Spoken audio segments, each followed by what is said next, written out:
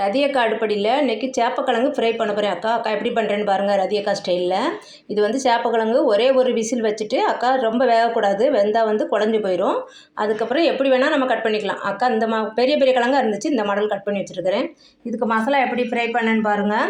1 spoon ஃபுல்லாக தனி மிளகாத்தூள் பெரிய ஸ்பூனில், 1 ஸ்பூன் கடலை மாவு, 1 ஸ்பூன் கார்ன்ஃப்ளவர் மாவு.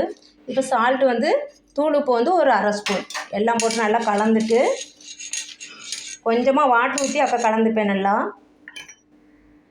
கொஞ்சமாக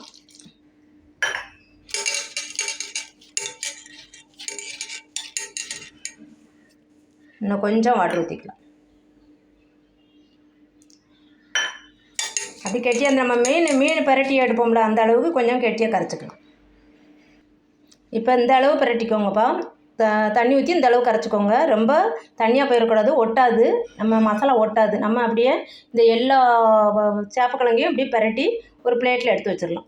கொஞ்சம் நேரம் எடுத்து வச்சோம்னா நல்லா ஊறிடும். இது ரொம்ப ரொம்ப டேஸ்டியாக இருக்கும்பா இந்த ஃப்ரை. இப்போ அக்கா ஃபிஷ்ஷை பரட்டுற மாதிரி இந்த சேப்பக்கிழங்கு எல்லாத்தையும் பரட்டி வச்சுருக்கேன் அந்த மசாலாவில். இப்போது ஒரு தவா காய வச்சுட்டேன், தோசைக்கல் தான் காய வச்சுருக்கிறேன் அக்கா. நம்ம இப்போது அதை போட்டு எடுக்கலாம்.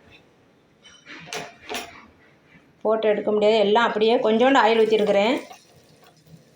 ரொம்ப ரொம்ப டேஸ்டியாக இருக்கும். இதில் அந்த கடலை மாவு கண்டிப்பாக போடுங்க, ரொம்ப டேஸ்டியாக இருக்கும் வித்தியாசமாக. நாங்கள் இந்த சிக்கன் பவுட்ரு எல்லாமே இந்த கலர்ஃபுல்லாக இருக்க பவுட்ரு எதுவுமே சேர்த்தா எங்கள் ஹஸ்பண்ட் பிடிக்காது, அதனால் அக்கா சேர்க்க மாட்டேன். அந்த கரம் மசாலா வாசனை அதெல்லாம் இது ரொம்ப ரொம்ப ரொம்ப டேஸ்டியாக இருக்கும். இந்த கார்ன் போடுறதுனால நல்லா ஃப்ரை வந்து மொறுன்னு இருக்கும். எல்லாத்தையும் வச்சிடலாம். அதில் ஒரு ஷிஃப்ட்டுக்கு எத்தனை பிடிக்குமோ அந்த தோசைக்கல்லில் எவ்வளோ போட முடியுமோ அது போட்டிருக்கேன் அக்கா. கொஞ்சம் ஆயில் ஊற்றிட்டு அப்புறம் நம்ம பரட்டி விட்டுக்கலாம். நல்லா மொறுன்னு டேஸ்டியாக இருக்கும்பா. இது இன்றைக்கி எங்கள் வீட்டில் சாம்பாருக்கு காம்போ. வெறும் பருப்பு குழம்பு, காய் போடாத பருப்பு குழம்பு வச்சுருக்கேன் அக்கா, அதுக்கு காம்போ சைடிஷ் தான். ரொம்ப ரொம்ப டேஸ்டியாக இருக்கும். இப்போ எல்லாத்தையுமே அக்கா பரட்டி போட்டு வரேன். இதுங்க எல்லாம் பரட்டி போட்டுக்கலாம். இந்த சேப்பக்கிழங்கு ஃப்ரை சேப்பக்கிழங்கு 65ன்னு சொல்லிக்கலாம். No garam masala, no 65 masala. ஓகேவாம்மா?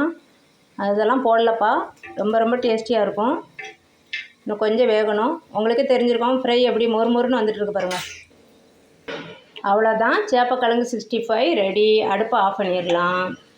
கொஞ்சோண்டு கறிவேப்பிலை சும்மா வாசனைக்காக தூவிட்டு அப்படியே பரட்டி வச்சிடலாம்.